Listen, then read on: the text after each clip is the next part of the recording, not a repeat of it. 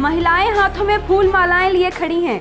जय श्री राम के नारों की आवाज तेज होती जा रही है। ऑडी कार के सनरूफ से बाहर निकलकर हाथ जोड़ रहे अरुण गोविल को माला पहनाती हैं। अरुण गोविल कुछ फूल उठाते हैं और महिलाओं की तरफ फेंक देते हैं। महिलाएं इन फूलों को आंखों से लगा लेती हैं। मेरठ के बीजेपी के उम्मीदवार और टीवी धारावाहिक रामायण में श्री राम का किरदार निभाने वाले अरुण गोविल के चुनाव प्रचार में माहौल भक्तिमय है।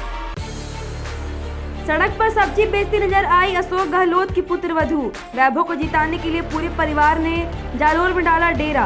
राजस्थान के पूर्व मुख्यमंत्री अशोक गहलोत के बेटे वैभव गहलोत जालोर सिरोही लोकसभा सीट से चुनाव मैदान में हैं। इस सीट पर उनकी टक्कर भाजपा के जमीनी नेता लुबाराम चौधरी से है।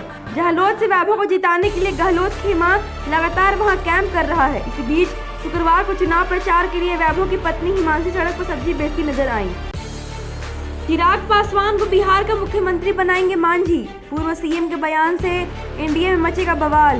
बिहार के पूर्व सीएम जीतनराम मांझी ने शुक्रवार को अपने भाषण के दौरान एक ऐसी बात कह दी जो एनडीए में घमासान मचाने के लिए काफी है। मांझी ने मुख्यमंत्री नीतीश कुमार का बिना नाम लिए उनके ऊपर सवाल उठाए और चिराग पासवान को लोग दीदी या मोदी में से किसकी गारंटी स्वीकार करेंगे, अभिषेक बनर्जी ने पूछा। तृणमूल कांग्रेस के राष्ट्रीय महासचिव अभिषेक बनर्जी ने शुक्रवार को पूछा, आप किसकी गारंटी स्वीकार करेंगे, दीदी की या मोदी की। बनर्जी जलपाईगुड़ी लोकसभा सीट के लिए तृणमूल कांग्रेस उम्मीदवार निर्मल चंद्र रॉय के पक्ष में उत्तरी बंगाल के धूपगुड़ी में एक चुनावी रैली को संबोधित कर रहे थे। इस सीट पर 19 अप्रैल को मतदान होना है। राहुल गांधी किसी भी प्रतिकूल परिस्थिति में फैसले से नहीं डिगे।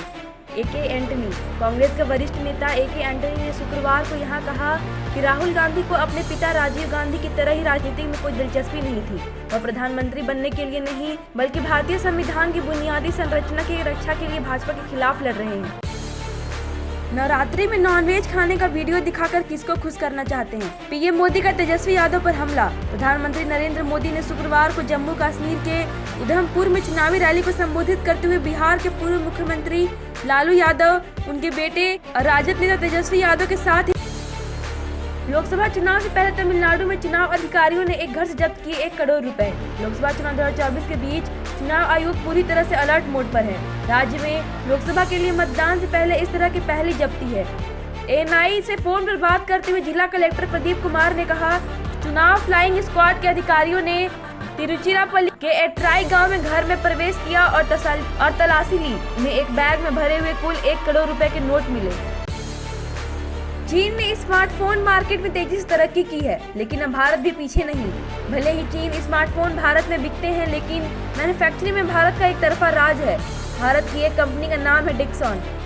शुरुआत की उनकी कंपनी सिर्फ कलर टीवी बनाती थी। बनाने पर भी काम शुरू कर दिया। सबकी निगाह डिक्सन पर तब आई जब कंपनी अमेरिका को सिंग मार रहा चीन। 2 बड़ी कंपनियों के खिलाफ एक्शन ले दिखा दिए तेवर। भारत की लॉटरी। चीन के तेवर गर्म है। सुपर पावर अमेरिका को भी वह आंखें दिखाने लगा है।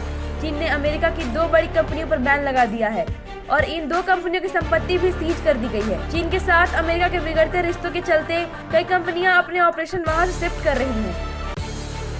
पिता मुख्तार की कब्र पर फतिहा पढ़कर परिवार से मिलकर कासगंज जेल रवाना हुए अब्बास अंसारी।